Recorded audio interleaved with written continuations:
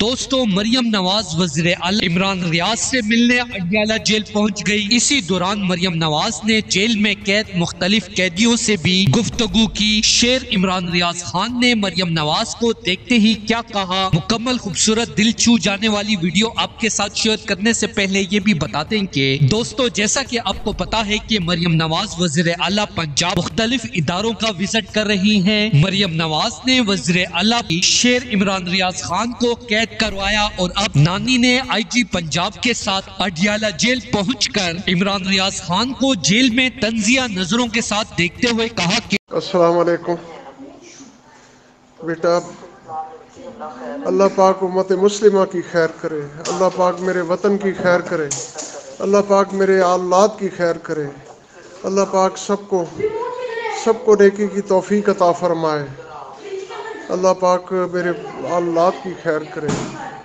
یا اللہ پاک تو بہتر جانتا ہے کہ کیا بہتر ہے، ہم تیری رضا پہ راضی ہیں میرے مولا، جو تیرا حکم ہے، جو تیرا حکم ہے۔ یا اللہ تیرا شکر ہے، یا اللہ تیرا شکر ہے کہ تم نے ہمیں مثبت سائٹ پہ کھڑا کیا ہے، ہم تیرے شکر گزار ہیں اور تیرے حکم کے آگے سر بسجود ہے میرے مولا۔ تو رحم کر دے، رحم کر دے، میرے بچے پہ رحم کر دے۔ یا اللہ پاک میرے ہم وطنوں پہ رحم کر دے، یا اللہ پاک ان روکنے والوں پہ رحم کر دے۔ یا اللہ پاک خیر والے راستے کھول دے میرے وطن کے لیے، میرے ہم وطنوں کے لیے۔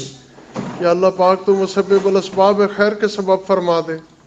یا اللہ پاک ہمارے دل کی آہوں کو سن لے میرے مولا، تو ہی خالق و مالک ہے، تیرا ہی حکم رہنا ہے، تو ہی بادشاہوں کا بادشاہ ہے میرے مولا۔